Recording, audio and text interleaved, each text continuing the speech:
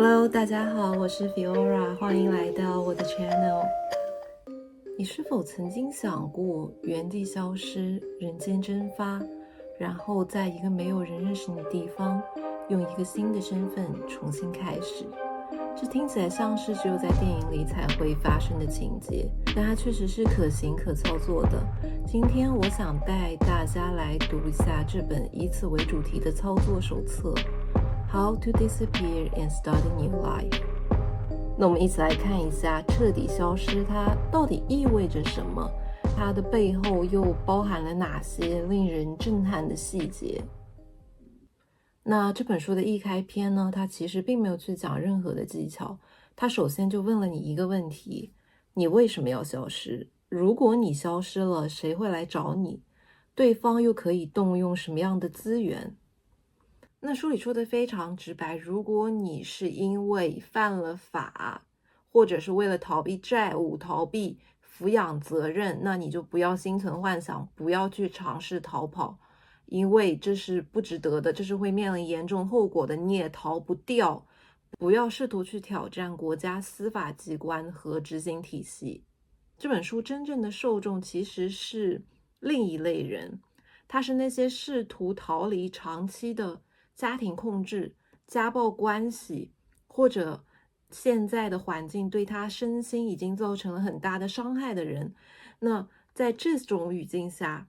消失对他们来说不是一场冒险，不是一种逃亡，它是一种虽然极端，但是非常真实的一场自救行为。你是在保护你自己，你是在拯救你自己，帮助你从那个一直伤害你的环境里面消失，这才是这本书真实的意义。希望大家不要产生误解。那书中特别提到，如果说你们是要带着孩子一起消失，就是整个家庭一起去做这件事情的话，那么你要额外做的一些准备，你要确保他们理解发生了什么，为什么要突然离开他们熟悉的环境。那到了新的环境之后，你也要帮助他们去进行适应。然后孩子如果到了上学的年纪，你也必须遵守法律的要求，让他们接受每个年级该得到的教育。那这些很多事情都是你需要去考虑的，所以说这不是一场冒险游戏，这更多的是一种生存的选择，它是一种自救行为，不要去浪漫化它整个事情。这本书是在2016年的时候在美国出版的，作者 Raymond Phillips 毕业于1996年，刑事司法专业。毕业后，他在一家私人安保公司工作。工作的时候，目睹了一家大型企业的违法犯罪行为，由此开始了逃亡。一直到这家公司被法律制裁，才回到正常的生活里面去。大家可以看一下我做的这个时间轴啊。作者把消失分成了两种情况，它一种是长期有计划的，第二种呢是短期被迫发生的。长期来说的话，最主要的一个准备工作就是降低自己的存在感。比如说，你可以慢慢减少和周围人的接触，直到你再也不和他们见面，他们也不会起疑。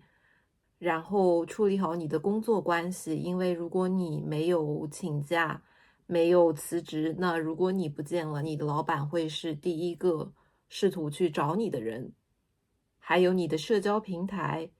你可以慢慢的去删除以前发布过的一些内容，然后也减少你的更新，直到你再也不更新，直到你的整个社交平台都已经清空。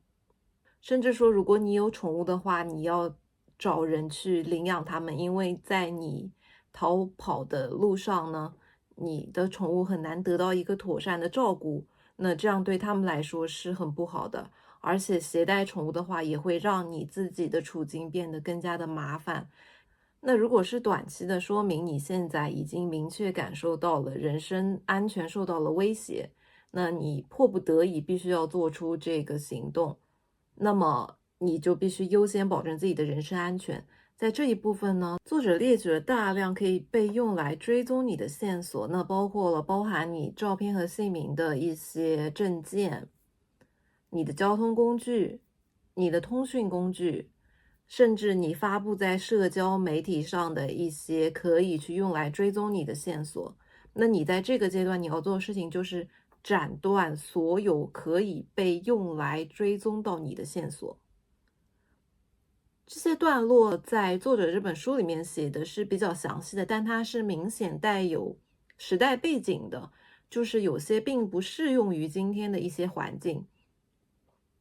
比如说他还提到了你可以找到的一些短期的一些住所吧，那他列举的比如说有救助机构，那有宗教机构，那包括一些边缘化的社群，你可以向他们去求助。那作者同时列举了21个世界范围内的他认为可以去隐身的一些目的地。因为很多时候你去了国外，作为一个游客，其实是非常安全的一种消失办法。他甚至提到，很多时候作为游客，那你可能更加受到优待。但是这个呢，跟作者的国籍、政策和时代背景都息息相关啊。那这本书从这里开始呢，它就进入了一个真正的生存层面。作者开始用大量的篇幅去讲解逃生包的一个配置啊。那这个逃生包，那这个是非常实用的。它从水、食物到衣服到医疗用品到卫生用品，那它整个东西是非常的技术化的。那比生存更难的是做到不留痕迹，因为如果想要找到你的人，他拥有大量的资源，那任何一点线索都会帮助他们抓到你。那这个时候你要想办法做的就是不留痕迹，所以你要做好一些基础的清洁工作、伪装工作，然后还有很多你需要注意的事项。那这里我就不详细展开了，感兴趣的可以到原书里面去看具体的细节内容。当你终于进入一个相对稳定、相对安全的新环境的时候，那你就会需要一个新的身份。最理想的办法就是你去合法的改名，这样你和过去就相当于做了一个了断，没有人可以用你的新名字再去连接到你过去的那个身份。这是最理想的方式。那作者在这本书里面，他同时也描述了一些明显属于过去的时代，在今天去做就是完全是违法的一些办法，那就是去利用制度的漏洞，去继承一个已故之人的身份信息。那现在你是完全没有办法去这样做的，鼓励你这样做，这个是违法的。他写这些内容的时候是在记录他当时那个年代、那个国家曾经存在过的一种方法，而不是在为今天提供一个方案。那当你拥有了一个新身份的时候，你要知道它是没有历史的，它意味着你没有学历，没有任何工作记录，也没有推荐人可以去证明你。那你怎么样可以获得收入呢？那这个时候你往往可以选择的东西就很局限，一般都是一些最底层、最不稳定，然后竞争却是最激烈的工作。重新开始，它不是一种升级，不像现在互联网上经常说的重启人生那种非常浪漫化的一种升级，它其实不是，它是从最底处开始，整个重新开始，重新去埋到土里面去开始。那这本书它还探讨了现金、你的财务隐私、离岸银行啊、加密货币这些内容，大家感兴趣的都可以去看一下。但是还是再说一遍，它可能已经过时了，因为这是对当时那个时代的记录。那很多具体的要求，包括我们银行法案的一些更新迭替，很多东西在当时行得通，但在现在的话不一定一样可行了。那整本书最震撼我的，其实并不是这些技术层面的内容，而是它如何才可以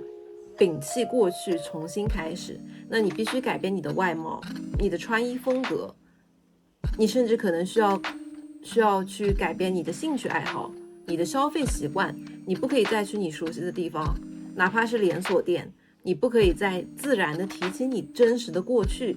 你要去练习，你要去反复的去训练自己，对你的新名字，对你的新身份，对你新的一个背景去做一个熟悉。你要非常自然的可以向别人说啊，我是谁谁谁，我的过去是什么样的。